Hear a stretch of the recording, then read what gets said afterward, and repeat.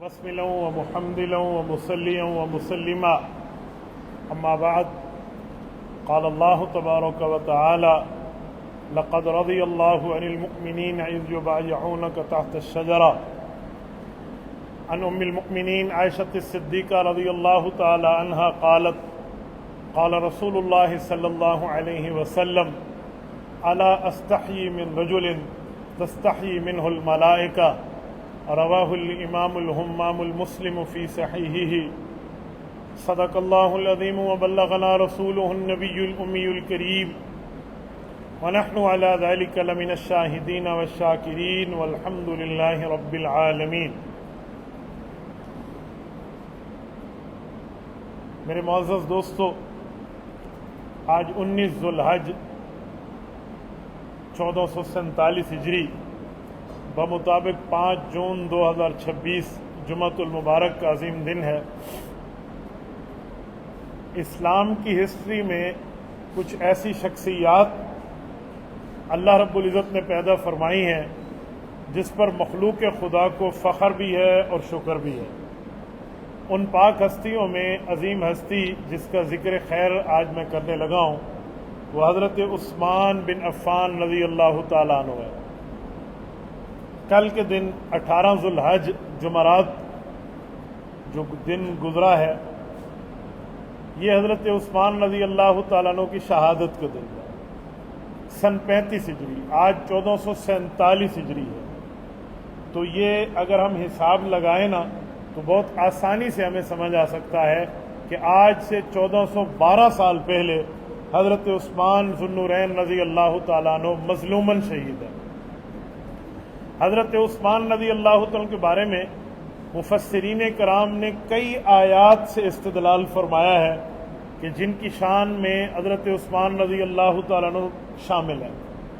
مثلا حضرت عثمان رضی اللہ تعالیٰ عنہ کے لیے روح البیان میں تفسیر کے اندر سیذکر من یخشی کی آیت کے تحت لکھا ہے کہ رب کریم نے یہ آیت نازل فرمائی جس میں ایک منافق اور ایک مسلمان کا ذکر فرمایا کہ مسلمان اللہ سے ڈرتا ہے اور کافر نہیں ڈرتا، اسی لیے کفار کا ٹھکانہ جہنم ہے۔ تو فرماتے ہیں کافر سے مراد ولید بن مغیرہ ہے اور مسلمان سے مراد حضرت عثمان کی ذات ہے۔ اسی طرح حضرت عثمان ذو النورین رضی اللہ تعالیٰ عنہ کی شخصیت کو آپ اس سے اندازہ لگا سکتے ہیں کہ نبی پاک صلی اللہ علیہ وسلم کے کئی صفات ہیں، صداقت ہے، امانت ہے، شجاعت ہے، حیا ہے۔ حضرت عثمان رضی اللہ تعالیٰ عنہ حیا میں رسول اللہ صلی اللہ علیہ وسلم کی صفت سے متصف ہیں جو بطور امت ان میں موجود ہے۔ نبی علیہ السلام کی صفات تو کئی ہیں، لیکن حیا ایسا خلق ہے حضور پاک کا جو سب سے ممتاز رکھتا ہے، سب سے فائق، سب سے بلند تر رکھتا ہے نبی پاک کی ذات اقدس کو۔ تو حضرت عثمان رضی اللہ تعالیٰ عنہ اس صفت میں شریک ہیں۔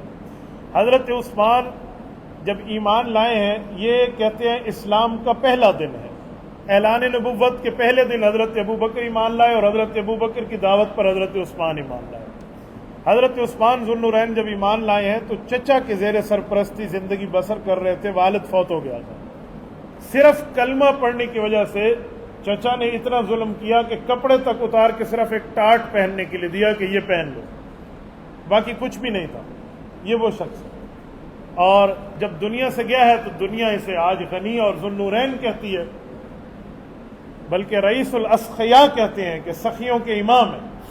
تو اس کا مطلب ہے اسلام میں سب کچھ کمایا اور کما کے اسلام پہ لگایا۔ حضرت عثمان رضی اللہ تعالیٰ کی شخصیت اس حد تک ہے کہ حضور پاک صلی اللہ علیہ وسلم کو جب اطلاع ملی کہ حضرت عثمان مکہ میں میرے نمائندہ بن کے گئے تھے اور شہید ہو گئے، حالانکہ یہ افواہ تھی، یہ غلط خبر تھی، نبی پاک صلی اللہ علیہ وسلم نے سب صحابہ کو جمع کیا، جن میں وہ شخصیت بھی ہے جو انبیاء کے بعد تمام امتوں کی سربراہ ہے، حضرت ابو بکر، پھر دوسرے نمبر پہ حضرت عمر، پھر چوتھے نمبر پہ حضرت علی۔ اس طرح اتنی بڑی شخصیات ہیں، ان سب سے اس بات پہ پرومس ہوا ہے، وعدہ ہوا ہے، عہد میثاق اور پیمان ہوا ہے جس کو ہم بیعت رضوان کہتے ہیں۔ کون سا وعدہ ہے؟ کیا تم لوگ حضرت عثمان کے بچوں کا خیال رکھو گے؟ کیا حضرت عثمان رضی اللہ عنہ کے کاروبار کا خیال رکھو گے؟ نہیں، وعدہ ایک ہی ہے کہ ہم یا اپنی جان دے دیں گے یا عثمان کے خون کا بدلہ لیں گے۔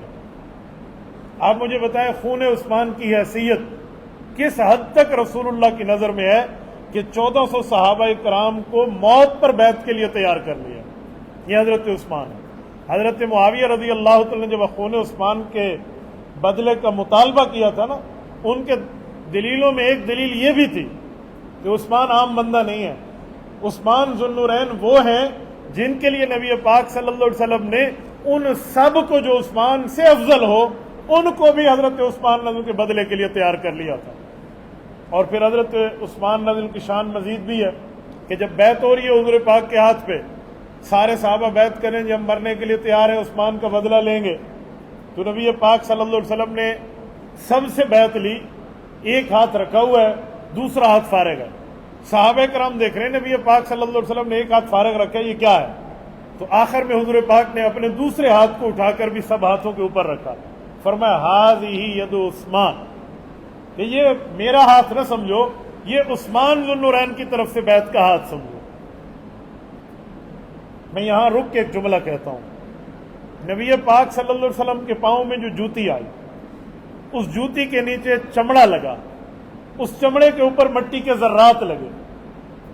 اگر کوئی یہ کہنا کہ وہ مٹی کے ذرات میرے سر کے تاج، میری آنکھ کا سرما، تو شاید اس کی بخشش اور اس کی فضیلت کے لیے کافی ہو جائے.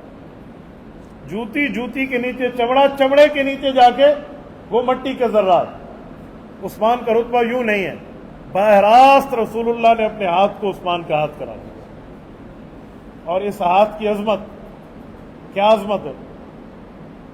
صرف ایک جملہ کہتا ہوں، اقتربت الساعۃ وانشق القمر. قرآن کہتے ہیں یہ ہاتھ کی انگلی اٹھی تھی، چاند 2 ٹکڑوں میں بدل گیا.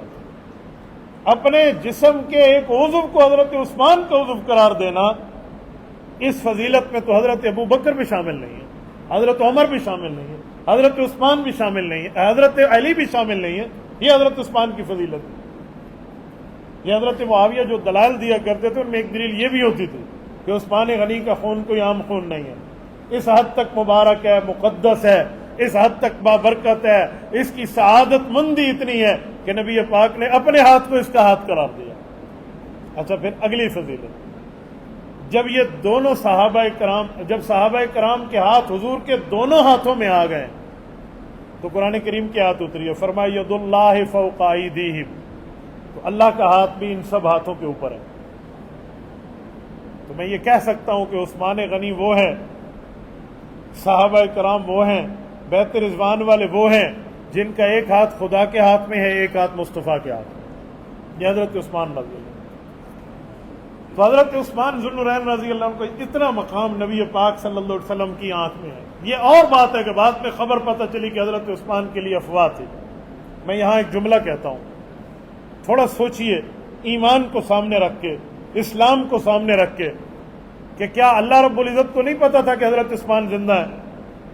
چلو لوگوں تک، صحابہ تک جھوٹی خبر پہنچا دی تھی نا. یہ حدیبیہ ہے، یہ مکہ ہے، کتنا سفر ہے، چند میلوں کا سفر ہے، لوگوں کے سامنے تو چھپایا جا سکتا ہے. اللہ تو عالم الغیب ہیں، علیم بذات الصدور ہیں. رب کریم ظلمات عرض کو جانتے ہیں کہ زمین میں تحت الثری کے اندر اگر کالے پتھر پہ کالے رنگ کی کالی چونٹی چل رہی ہے، اس کے دل میں کیا ہے وہ بھی اللہ جانتے ہیں. حضرت عثمان رضی اللہ تعالیٰ عنہ کے لیے حضور پاک صلی اللہ علیہ وسلم کو رب نے کیوں نہیں بتایا کہ آپ 1400 صحابہ سے 10 صحابہ کر کے بیعت لے رہے ہیں، درخت کے نیچے آپ بیٹھے ہیں، ایک صحابی آ رہا ہے، وہ آپ کے ہاتھ پہ ہاتھ رکھ کے آپ کے ہاتھ پہ وعدہ کر رہا ہے مر جاؤں گا عثمان کا بدلہ لوں گا. یہ اتنی ایفرٹ کیوں ہے، اتنی محنت کیوں ہے، اتنی تگ و دو کیوں ہے؟ عثمان زندہ سلامت ہے، کفار نے جھوٹ بولا ہے، یہ اللہ فرما سکتے ہیں. لیکن رب کریم نے بھی اس خبر کو اس وقت تک روکا ہے جب تک بیعت پوری نہیں ہوئی. وجہ کئی وجوہات ہو سکتی ہیں، ہمارا دماغ وہاں نہیں جائے گا جہاں خالق کا معاملہ ہے. لیکن میں ایک وجہ عرض کرتا ہوں، ہو سکتا ہے شان عثمان کو اللہ رب العزت مزید واضح کروانا چاہ رہے ہوں کہ پہلے عثمان غنی کی شان واضح ہو جائے، پھر تو معاملہ دودھ اور پانی کی طرح کھل کے سامنے آ جائے گا نا. تو رب کریم نے اس حد تک اس خبر کو روکے رکھا ہے. آپ اندازہ لگائیں، حضرت عثمان کے ساتھ حضور پاک کی محبت کی کئی وجہ ہیں. دیکھو سسر کی داماد کے ساتھ محبت ہوتی ہے تو اسے بیٹی دیتا ہے نا. ایک نہیں، یہاں 2 بیٹیاں ملی ہیں. خاتم الانبیاء کی 2 بیٹیاں حضرت عثمان کو ملی ہیں، جس کی وجہ سے ذوالنورین کہتے ہیں۔ یہاں میں جملہ کہتا ہوں کہ حضرت عثمان کی جب دوسری بیوی حضور پاک کی یہ بیٹی بھی فوت ہو گئی نا، تو حضور پاک نے فرمایا کہ عثمان میری اور بیٹیاں نہیں ہیں۔ ایک روایت میں 40، ایک روایت میں 100، ایک روایت میں 200 کا لفظ آتا ہے کہ اگر یہ میری بیٹیاں ہوتی تو میں یکے بعد دیگرے تمہیں نکاح میں دیتا اگر وہ فوت ہو جاتا۔ آج کل کسی خاندان میں ایک رشتہ ہو جائے تو لوگ کہتے ہیں اس خاندان کو تو ہم جان چکے ہیں، اس میں تمہیں مر کے بھی کبھی رشتہ نہ کرو، یہ ایسے اخلاق والے لوگوں کو منع کرتے ہیں ان میں رشتہ نہ کرنا، ہم جانتے ہیں۔ حضرت عثمان کے ساتھ تو رسول اللہ دوبارہ رشتہ، 6 12، 4 12، 5 12، 6 12، حتیٰ کہ 40، 100 اور 200 کا فگر استعمال کر رہے کہ اگر اتنی بیٹیاں بھی ہوتی تو تمہیں رشتہ دے دیتا۔ عثمان کے اخلاق کا، ایمان کا، احترام کا اندازہ لگائیں کہ حضرت عثمان سے حضور پاک راضی کتنے۔ میرے دوستو، نبی پاک صلی اللہ علیہ وسلم کے لیے میں نے چند حضور پاک صلی اللہ علیہ وسلم کی روایات کو یہاں تحریر کیا تاکہ میں آپ کی خدمت میں کہہ پاؤں۔ نبی اقدس صلی اللہ علیہ وسلم صحابہ کرام کے ساتھ موجود ہیں، اور مدینہ طیبہ کا ایک کنواں ہے، جس کنویں کے اوپر اس کے مالک نے پیسہ لگایا ہوا ہے کہ جی اتنی خرچہ دیں گے تو اب آپ کو ایک قربہ، ایک بڑا سا ڈول بھر کے دوں گا۔ حضور پاک صلی اللہ علیہ وسلم نے جب غریب صحابہ کو دیکھا کہ پانی اور بہترین پانی ہے بیر روما کا، وہ خرید نہیں سکتے، تو فرمایا وہ کون شخص ہے جو اس کو خریدے گا اور اب اس کے بدلے میں اسے جنت عطا فرمائے گا۔ حضرت عثمان رضی اللہ عنہ اس سے خرید کے لائے ہیں، اور صرف خریدا نہیں ہے، حضور پاک صلی اللہ علیہ وسلم کو آ کر دیا کہ یا رسول اللہ اس کو مسلمانوں پہ وقف کر۔ یہ حضرت عثمان ذو النورین کی فضیلت، یہ رسول اللہ صلی اللہ علیہ وسلم کا حضرت عثمان رضی اللہ عنہ کے ساتھ معاملہ اور حضرت عثمان کے اس حد تک رتبہ۔ صحیح البخاری کی 3697 نمبر کی روایت، حضرت عبداللہ بن عمر رضی اللہ عنہما فرماتے ہیں کنا فی زمن النبی لا نعدل بأبی بکر احدا ثم عمر ثم عثمان۔ کیا حضور پاک صلی اللہ علیہ وسلم کا دور تھا، ہم تمام صحابہ اور اہل بیت اس دھرتی پہ حضور پاک کے بعد سب سے افضل جس سمجھتے تھے وہ ابو بکر تھے، اس کی برابری کسی کے اندر نہیں تھی۔ پھر رتبہ حضرت عمر کا سمجھا جاتا تھا، اور اس کے بعد رتبہ تھا تو حضرت عثمان کا۔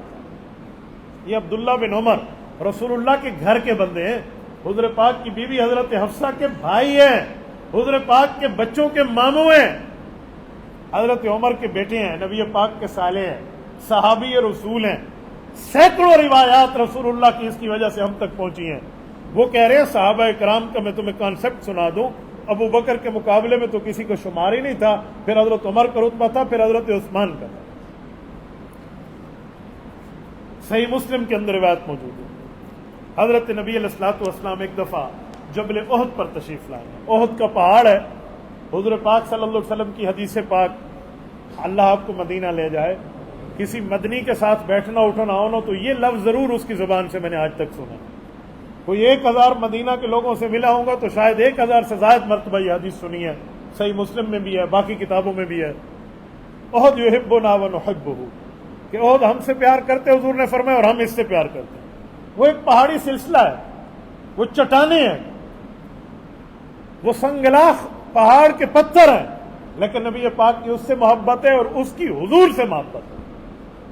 یہ خدا جانے یا مصطفیٰ جانے، آپ نے اور میں نے اس پہ ایمان رکھنا ہے کہ پہاڑ کی محبتوں کا کیا معاملہ، اگرچہ اس کے کئی دلائل ہیں۔ اس احد پہاڑ پہ حضور پاک اکثر تشریف لے جاتے، بیٹھتے اٹھتے، اور کبھی تو یوں بھی ہوا کہ نبی پاک نے احد سے گفتگو کی، احد نبی پاک صلی اللہ علیہ وسلم سے خوشی میں، پیار میں، خوشی کے اندر ہلنے لگا اور نبی پاک کا استقبال کرنے لگا۔ حضور نے حکم دیا تو احد نے مان لیا۔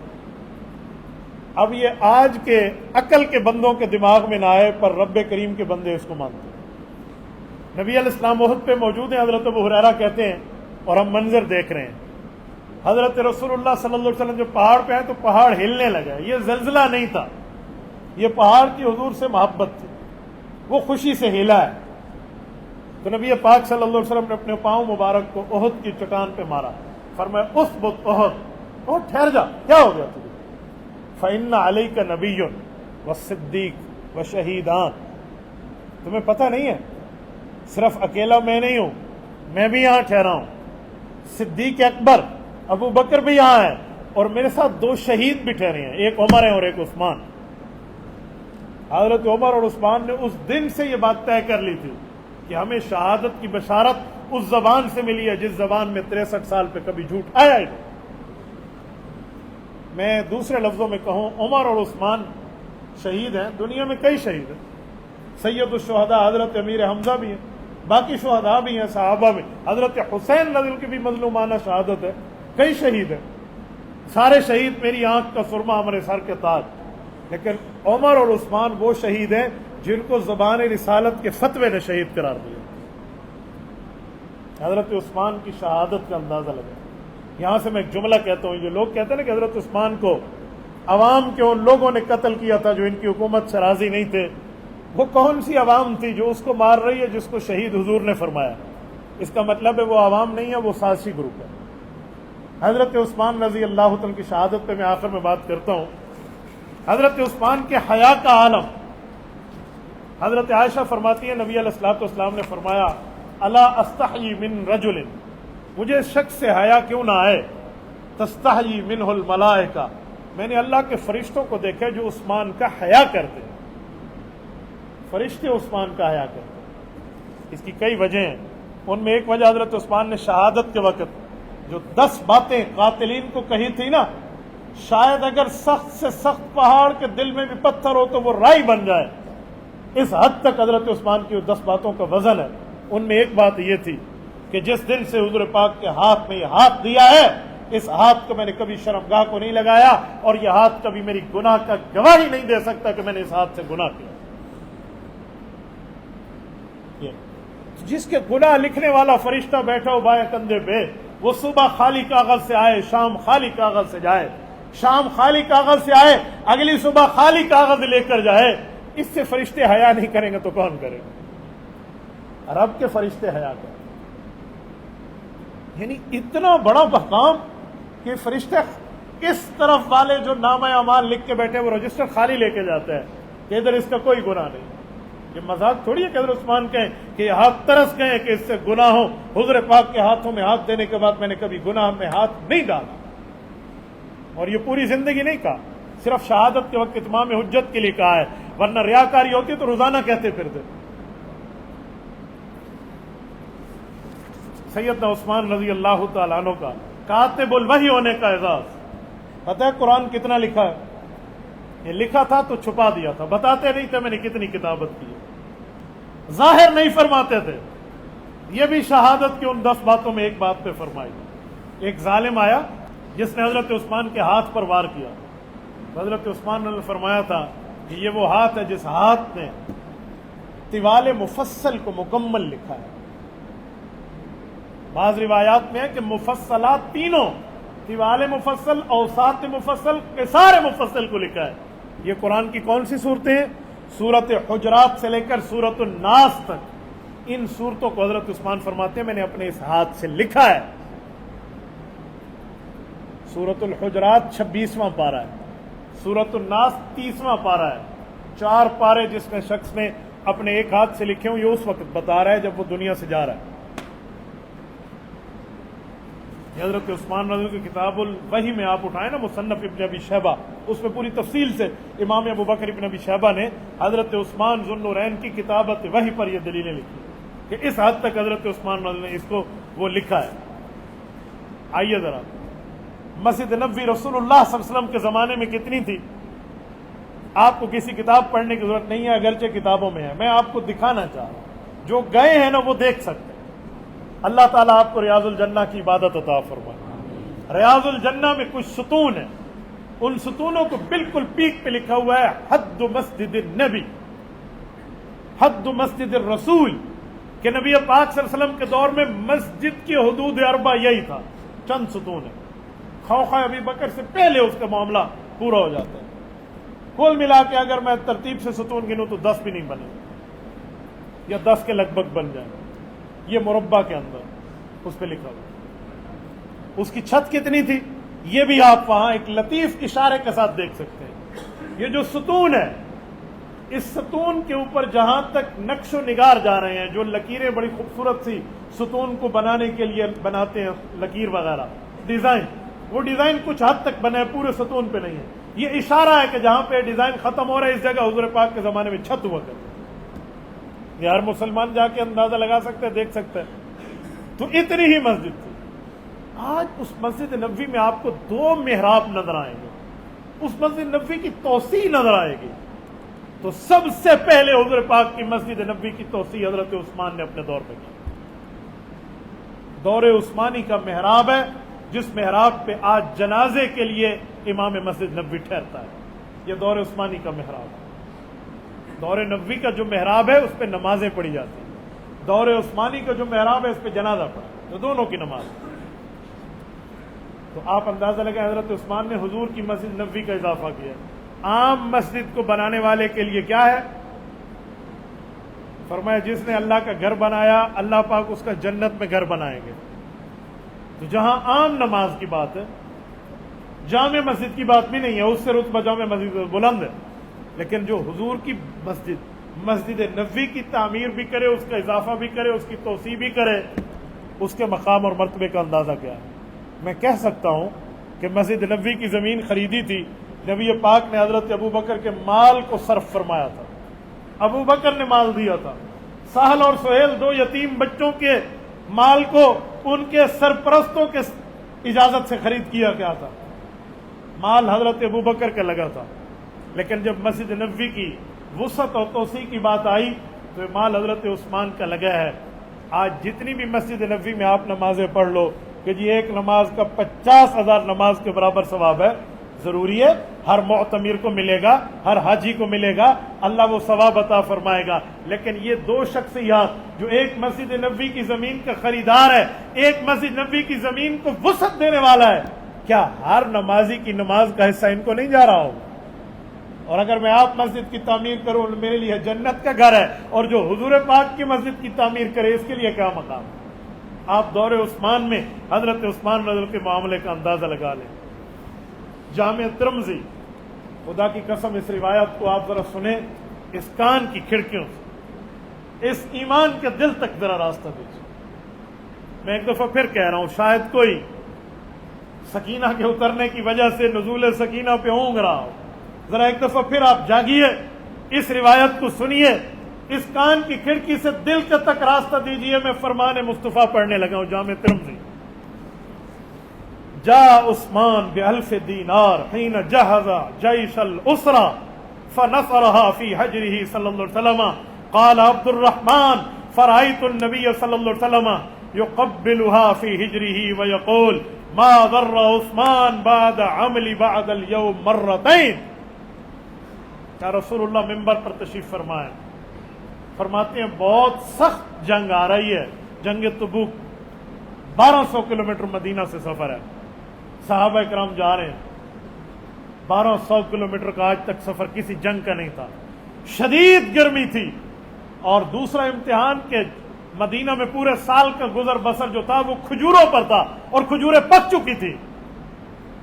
اگر اب سفر کرتے ہیں تو یہ باغ جاتا ہے تو پورے سال پھر ہاتھ پہ ہاتھ دھر کے بیٹھنا پڑے گا، نہ اپنے لیے کچھ ہوگا نہ اولاد کے لیے۔ ان دنوں میں ٹریول، اور وہ بھی اتنا لمبا، اور حکم ہو گیا سارے چلو، اور کفار اور باقی لوگ منافقین کہہ رہے ہیں صحابہ کو لا تنفروا فی الحر، گرمی دیکھی ہے، اس گرمی میں نہ نکلیں، اور اللہ کا اعلان ہے کہ اللہ فرماتے ہیں نار جہنم اشد حرا، بچنا ہے جہنم کی آگ سے تو وہ اس سے زیادہ سخت ہے، اسی میں جانا ہوگا۔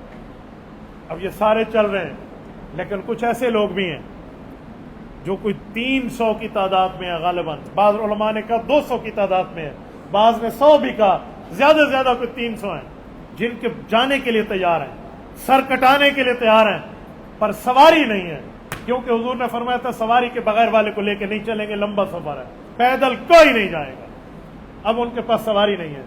میں قرآن کریم پڑھنے لگا، توجہ، 10واں پارہ آخری صفحہ، اللہ فرما رہے ہیں وَلَا عَلَى الَّذِينَ إِذَا مَا أَتَوْكَ۔ ایمان صحابہ کا اندازہ لگائیں، ان کے ایمان کو اللہ نے اپنے الفاظ میں بیان فرمایا وَلَا عَلَى الَّذِينَ إِذَا مَا أَتَوْكَ لِتَحْمِلَهُمْ قُلْتَ لَا أَجِدُ مَا أَحْمِلُكُمْ عَلَيْهِ تَوَلَّوْا وَأَعْيُنُهُمْ تَفِيضُ مِنَ الدَّمْعِ حَزَنًا أَلَّا يَجِدُوا مَا يُنْفِقُونَ۔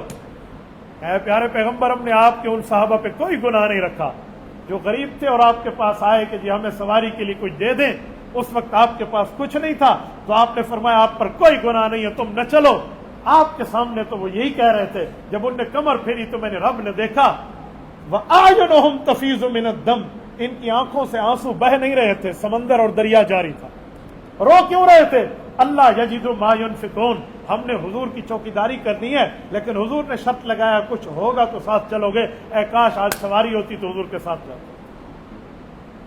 نبی علیہ السلام نے ان کے لیے اعلان کیا مسجد نبوی کے ممبر، فرمایا ہے کوئی جو اس غریبوں کی مدد اس ماحول میں کرے؟ اب صحابہ کرام کے پاس اس وقت پورے سال کی کھپت ہو چکی تھی، ابھی نیا سال کا مال آیا نہیں تھا، ہر کے پاس یہ ایک گھوڑا ہے، یہ ایک اونٹ ہے، وہ کہاں سے دے؟ حضرت عثمان ذو النورین رضی اللہ عنہ کا وفد آنے کو تھا اور یہ سامان سے لدے ہوئے اونٹ آ رہے تھے جو ان کی تجارت پر پہلا منافع آ رہا ہے۔ 300 اونٹ ہیں اور شام سے آ رہے ہیں، یہ مدینہ کے قریب ہے۔ نبی علیہ الصلوۃ والسلام کی اس آواز پہ حضرت عثمان کھڑے ہوئے اور اندازہ لگایا کہ 300 اونٹ ہیں تو میں 100 اونٹ اگر اللہ کے راستے میں دے دوں تو جہاں کوئی ایک دینے پہ تیار نہیں ہے 100 دے دوں، بہت بڑی بات۔ میں ایک جملہ کہتا ہوں، میرے مسلمان غیرت مند بھائیوں، آج سے 1400 سال پہلے کسی کو اونٹ دینا ایسے تھا جیسے کسی کو لینڈ کروزر گفٹ کرنا۔ یہ ریت کا جہاز ہے، اونٹ کوئی عام چیز نہیں تھی۔ حضرت عثمان کھڑے ہو گئے، یا رسول اللہ 100 اونٹ میں اللہ کے راستے میں بمائے سامان کے ساتھ دینے کے تیار ہوں، یعنی جو بندہ اس پر سواری کرے گا اونٹ بھی اس کا ہوگا اور اس کا واپسی تک کا خرچہ بھی میں دوں گا۔ نبی پاک بڑے خوش ہوئے، چہرہ کھل اٹھا۔ حضرت عثمان کے ساتھ غلام بیٹھا ہوئے اور کہہ رہے وہ 300 اونٹ تھے، 100 آپ نے دے دیے، پریشانی ہے۔ حضور پاک صلی اللہ علیہ وسلم نے دیکھا کہ یہ میرے ان شہزادوں کے لیے کافی نہیں ہے تو دوبارہ اعلان، دوبارہ جب کوئی نہ اٹھا تو پھر عثمان ہو کہ 100 اونٹ اور دے، بھمائے ساز و سامان۔ اب اس کے پاس 100 بچ، اعلان نبوی تیسری مرتبہ، اور تیسری مرتبہ یہ ہوگا یا رسول اللہ میرے پاس 300 اونٹ تھے، میں آخری 100 بھی آپ کو دیتا ہوں بمائے سامان کے، اور 1000 دینار، 20 دینار ہوں تو 7.5 تولہ سونا بنتا ہے، 20 دینار اس زمانے، 1000 دینار بھی دیتا ہوں، آپ یہ ان صحابہ پہ خرچ کر دیں۔ حضور کے اعلان پورے ہوئے۔ عبد الرحمن کہتے ہیں فرائیت النبی صلی اللہ علیہ وسلم، حضور پاک ممبر سے اترے، نیچے آئے، حضرت عثمان کی اس 1000 اشرفی کو یوں اٹھایا دائیں ہاتھ پہ، پھر بائیں پہ رکھا، پھر بائیں سے اٹھا کے دائیں پہ رکھا، پھر اپنی جھولی میں رکھا، فرمایا ما ضر عثمان ما عمل بعد اليوم، میرا رب آج کے بعد تو اس سے بالکل حساب نہ لینا، اس نے مجھ سے حساب نہیں کیا۔ اور عبد الرحمن کہتے ہیں مرتين، حضور پاک نے یہ دعا 2 مرتبہ کی حضرت عثمان کے، یہ سرٹیفکیٹ ہے عثمان کو جنت کی، یہ بشارت ہے تجھے قبر کا عذاب معاف، آخرت کا عذاب معاف، رب کی ناراضگی معاف، اور تجھے اللہ رب العزت وہ مقام عطا فرمائے گا جو تیرے نبی نے تیرے لیے۔ آپ اندازہ لگائیں جس پیسے کو حضور ایک ہاتھ سے اٹھائیں دوسرے پہ رکھیں، دوسرے سے اٹھائیں پہلے پہ رکھیں، یہ عثمان ذو النورین ہے، یہ عثمان کا مقام ہے، یہ شخصیت کا مرتبہ، حیثیت اور ویلیو ہے جو اس زبان سے ادا ہو رہی ہے جس زبان جیسی سچی زبان اس دنیا میں ہے۔ میں نے 4 روایتیں آپ کے سامنے پڑھی ہیں، میں 25 روایتیں لکھ کے لایا ہوں، مجھے ٹائم اجازت دے میں آپ کی خدمت میں پڑھوں۔ یہ عثمان ذو النورین ہے، 18 ذو الحج سن 35 ہجری ان کا انتقال ہے۔ کیسے ہے؟ بطور شہادت ہے۔ شہادت کا مطلب مدینہ میں 3 شہروں سے لوگ آتے ہیں، مصر، بصرہ اور کوفہ، اور تینوں آ کر حضرت عائشہ سے ملتے ہیں، حضرت علی سے ملتے ہیں، حضرت زبیر سے ملتے ہیں، باقی صحابہ سے ملتے ہیں کہ عثمان غنی نے اپنے رشتہ داروں کو گورنر بنایا ہوا انہیں ہٹایا جائے۔ وہ سارے کہتے ہیں ہمیں تو اعتراض نہیں ہے، ان کے جو رشتہ دار گورنر بنے ہیں وہ تو کچھ وہ ہیں جو حضرت عمر کے دور سے آ رہے ہیں، انہوں نے تو نہیں بنایا۔ جس ایک آدھ رشتہ دار کو عہدہ دیا تھا جب اس کے خلاف شکایت آئی اسے تو گورنری سے معزول کر دیا تھا۔ اما عائشہ کہتی ہیں مجھے اعتراض نہیں ہے، حضرت علی کہتے ہیں ہمارے سامنے کا معاملہ ہے، مجھے اعتراض نہیں ہے۔ حضرت زبیر جیسا شخص جو رسول اللہ صلی اللہ علیہ وسلم کے وہ صحابی ہیں جن کے لیے حضور پاک نے جنت کی خوشخبری دنیا میں دی، اور حضرت علی کو فرمایا علی بشر قاتل ابن صفیہ بالنار، یہ میری پھوپھی حضرت صفیہ رضی اللہ عنہ کا بیٹا ہے، علی اس زبیر کے قاتل اگر تم سے ملے تو انہیں جہنم کی بشارت دینا۔ یہ حضرت زبیر ابن العوام ہے۔ حضرت علی کی روایت مسند احمد میں مرفوع موجود ہے۔ یہ زبیر ہے، وہ بھی کہتے ہیں مجھے اعتراض نہیں ہے، تو لوگ کہتے ہیں اچھا، واپس چلے گئے۔ یہ اعتراض کرنے نہیں آئے تھے، ان کے پیچھے 1,000 کا لشکر تھا، یہ مدینہ سے باہر بٹھا کے آئے تھے۔ کیوں؟ تمام ہسٹری کے مورخین متفق ہیں کہ یہ دیکھنے آئے تھے مدینہ میں کتنے صحابہ حج کو جا چکے ہیں، کتنے رہتے ہیں، تو دیکھا بہت سے قافلے نکل گئے، کچھ رہتے ہیں، تو یہ چلے گئے۔ 3-4 روز انہوں نے ان دیہاتوں میں انتظار کیا جہاں اپنے مجمع کو روکا ہوا تھا، اور پھر انہوں نے یک بارگی سے مدینہ پہ حملہ کر کے مدینہ کا گھیراؤ کر دیا۔ 18 صحابہ مدینہ میں باقی ہیں، باقی سب کے سب مکہ چلے گئے ہیں حج پہ۔ حج کے دن وہ نکل گئے۔ حضرت عثمان نے بھی جانا تھا، پر حضرت عثمان نہیں گئے اپنی علالت اور بیماری کی وجہ سے، پاؤں میں کوئی تکلیف تھی۔ پوری خلافت میں ہر سال حج کیا ہے، کوئی سال حج کا نہیں چھوڑا حضرت عثمان، پر اس سال حج پہ نہیں گئے۔ جب حضرت عثمان نہیں گئے تو حضرت علی بھی نہیں گئے، وہ بھی رک گئے۔ تعلق اور محبت دیکھیں، ایک ہی گھر کے دونوں داماد ہیں، ہم زلف ہیں۔ حضرت علی کے بچوں کے حضرت عثمان ڈبل خالو ہیں، 2 خالاؤں کے خاوند ہیں۔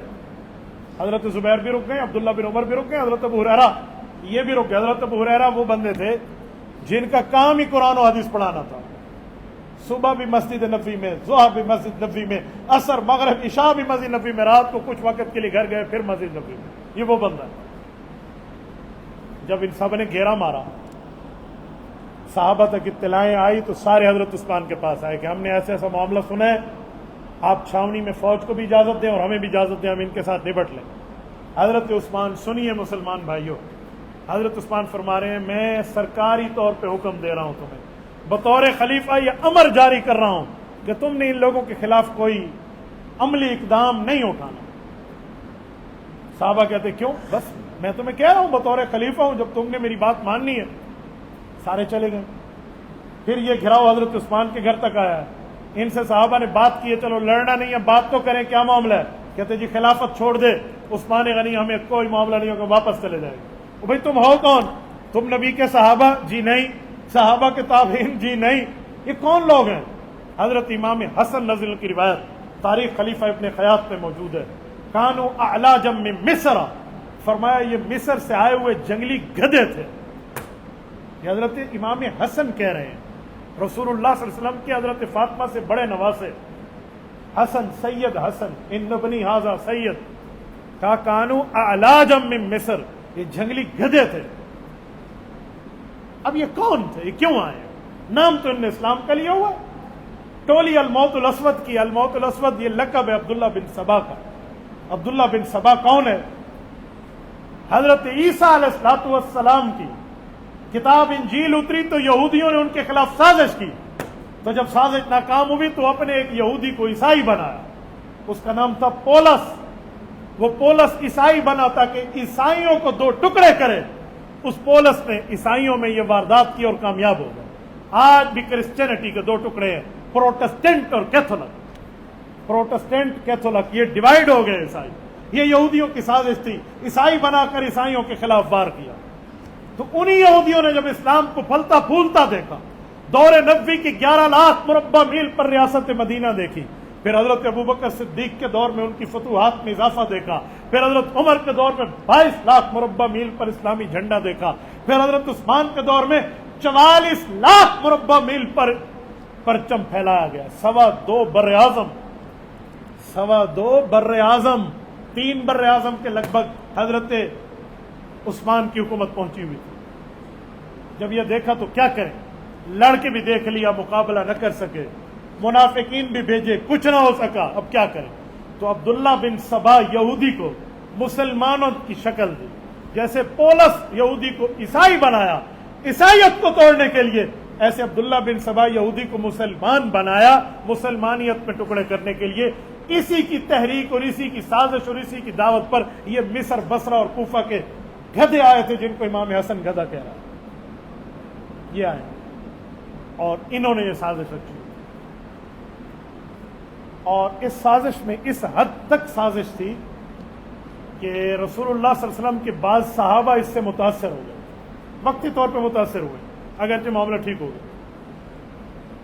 ایک روایت میں آتا ہے کہ حضرت ابو بکر صدیق کے چھوٹے بیٹے محمد بن ابی بکر، یہ بھی انہی کے ساتھ ہیں، اگرچہ یہ اس وقت بیٹے حضرت علی المرتضیٰ کے بنے ہوئے ہیں، کیونکہ ان کی اماں اور ابو بکر کی بیوہ نے حضرت علی سے شادی کر لی ہے، حضرت اسماء بنت امیس رضی اللہ عنہ، یہ حضرت علی کے گھر میں پلے بڑے ہیں، لیکن اس سازش میں آ گئے، اور یہ اس وقت تک آئے جب گھر میں حضرت عثمان کے پاس گھسے اور ان سے سخت الفاظ میں کلامی کی، اور سخت باتوں میں جب ان کا ہاتھ حضرت عثمان کی داڑھی کے قریب آیا، حضرت عثمان نے ایک جملہ فرمایا کہ بھتیجے، تیرے ابو بکر آج ہوتے، آپ کی یہ ہمت تھی کہ مجھ سے یوں بات کرتے، یہ جملہ اس شخص کے دل پہ گھر کر، اور اس نے اپنے آپ کو واپس کیا اور وہیں سے ہٹ کے آ گیا۔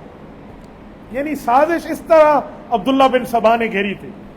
حضرت عمار بن یاسر رضی اللہ عنہ کے بارے میں آتا ہے کہ اس سازش کی تحقیق کے لیے کچھ دنوں پہلے جب چھوٹی ایک سازش اٹھی تھی تو حضرت عمار کو حضرت عثمان نے بھیجا تھا کہ جاؤ مصر جاؤ اور جا کر تحقیق کر کے آؤ۔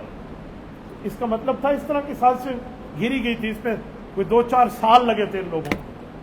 بہرحال یہ اپنے افراد کو لے کر آئے ہیں اور حضرت عثمان کا اعلان ہے لڑنا نہیں ہے۔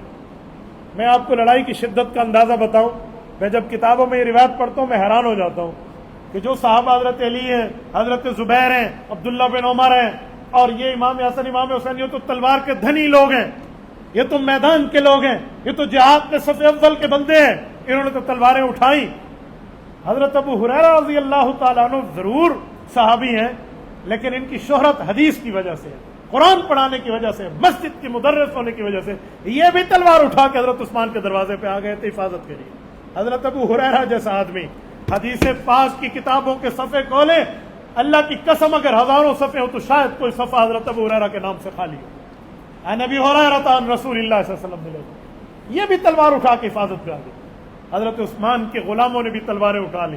حضرت عثمان نے فرمایا اگر مجھ سے محبت ہے، مجھ سے بیعت ہے، میری بات مانتے ہو تو تلواریں گھر میں رکھو، امیر المومنین یہ آپ کو مار دیں گے۔ کہا جی مار دیں۔ کہا کیوں؟ کہا مجھ سے حضور پاک صلی اللہ علیہ وسلم کا وعدہ تھا۔ اب حضرت عثمان نے وہ وعدہ سنایا۔ فرمایا وعدہ کیا تھا؟ کہ حضور نے مجھے فرمایا تھا یا عثمان لعل اللہ یقمصک قمیصا فإن أرادك المنافقون أن تخلع فلا تخلع لهم وفي رواية حتى تلقاني۔ تو عثمان ایک وقت آئے گا اللہ تمہیں خلافت کی قمیص چادر عزت دے گا، اگر منافق کہہ دے کہ تو اس چادر اور قمیص کو اتار دے تو کبھی نہ اتارنا جب تک مجھ سے نہ مل لینا، یعنی موت کو قبول کر لیں۔ حضرت عثمان نے وعدہ سنایا کہ میں سرکار سے وعدہ کر چکا ہوں، میں اپنے لیے خون نہیں بہاؤں گا حضور کے شہر میں، حضور کے شہر کی حرمت کو پامال نہیں کروں گا۔ حضرت رسول اللہ سے میرا وعدہ، پرامس، عہد، میثاق، پیمان ہو چکا ہے، مجھے مارتے ہیں میرے خون کے دشمن مار دیں، تم نے نہیں لڑ۔ 44 لاکھ مربع میل کا حکمران، 2.25 بر اعظم، ایک روایت میں 2.25 بر اعظم کا حکمران ہے، اور ایک مخالف بھی سامنے مارنے نہیں دیا اور شہادت قبول کر لی ہے۔ اس سے بڑا مظلوم بندہ آپ کہاں سے لائیں گے؟ صرف حضور پاک سے زبان کی ہوئی بات کا پاس رکھا۔ حالانکہ حضرت علی المرتضیٰ نے اپنے شہزادوں کو، حضرت حسین اور حضرت حسن کو، حضرت عبداللہ بن زبیر کو حضرت عثمان کے گھر کی پہرہ داری کے لیے ٹھہرایا تھا، تو ادھر سے یہ بے ایمان نہیں آئے تھے قاتل، یہ کسی اور طرف سے آئے تھے۔ حضرت حسن تو زخمی ہوئے ہیں باقاعدہ، جب گھر میں کافر گھس آئے تھے ان سے لڑتے ہوئے۔ امام ابن کثیر نے حضرت حسن اور حضرت حسین کے زخمی اور شدید زخمی کی روایت لائی ہے، ان کو تو کتنے دنوں تک علاج چلتا رہا۔ بہرحال حضرت عثمان کے غلاموں نے تلوار اٹھائی تو حضرت عثمان نے انہیں آفر دی کہ جو غلام چاہتا ہے کہ مجھ سے آزادی لے لے، لہذا وہ آزاد ہے، تلواریں رکھ لیں۔ آپ کہاں سے لاؤ گے اس جیسا دل جس نے حضور سے کیے ہوئے وعدے پہ اپنی سلطنت کے معاملات سمیت اپنی ذات کو بھی قربان کر دی؟ حالانکہ اس وقت سے اتنی بات کرتے میں خلافت چھوڑ رہا ہوں، ختم معاملہ، پر رسول اللہ سے وعدہ کیا تھا نا کہ منافقین کے کہنے پہ آپ نے تلواریں نہیں اٹھانی۔ یہاں ان قاتلوں کے لیے بعضوں نے لفظ بولا ہے گناہ گار، بعضوں نے کہا خارجی، بعضوں نے کہا باغی، لیکن میں ان کے لیے کافر کا لفظ استعمال کر رہا ہوں۔ آپ کو خیال آئے گا. کیوں؟ اس کی وجہ حضور کی حدیث ہے. حضور نے فرمایا فَإِنْ أَرَادَكَ الْمُنَافِقُونَ أَن تَخْلَعَ فَلَا تَخْلَعْ لَهُمْ. فرمایا منافق کہتے خلافت چھوڑ دے تو نہیں چھوڑنا. منافق کافر کی وہ قسم ہے جو کفار سے بھی بڑے درجے. ان المنافقین فی الدرک الاسفل من النار. منافق جہنم کے آخری درجے. یہ مظلومانہ شہید ہیں اور ان کی شہادت کے بعد فتنے دنیا میں پھیلے ہیں. ان کفار کی سازش، ان یہودیوں کی سازش جنہوں نے عبداللہ بن سبا، مالک اشترخی، اسی طرح الموت الاسود، ان لوگوں کو، اور خالد ابن ملجم، عبد الرحمن ابن ملجم، ان جیسے خارجیوں اور رافضیوں کو بھیجا تھا جنہوں نے یہاں وار کیا. پھر اس وار کے بعد ان لوگوں نے وہ سازشیں کی ہیں. کہیں حضرت علی اور حضرت عائشہ سامنے ہیں، کہیں حضرت علی اور حضرت معاویہ سامنے ہیں، لیکن سلام امام حسن کی شخصیت کو جب انہوں نے ان حقیقت کو دیکھا تو پھر سب معاملے کو، سب لڑائیوں کو ختم کر کے بغل گیر ہوئے، بھائی بھائی ہوئے، صلح ہوئے، اور یوں کافروں کی سازش دم توڑ گئی ہے. رب کریم آپ کو اور ہمیں ان شخصیات سے خوش بھی رکھے، ان کی پیروی بھی عطا فرمائے. ہماری طرف سے ان تمام بزرگان دین، خصوصاً حضرت عثمان کی قبر پہ کروڑوں اربوں کھربوں رحمت نازل فرمائے. جزاکم اللہ تعالی. اقول قولی ھذا واستغفر اللہ وآخر دعوانا ان الحمد للہ رب العالمین.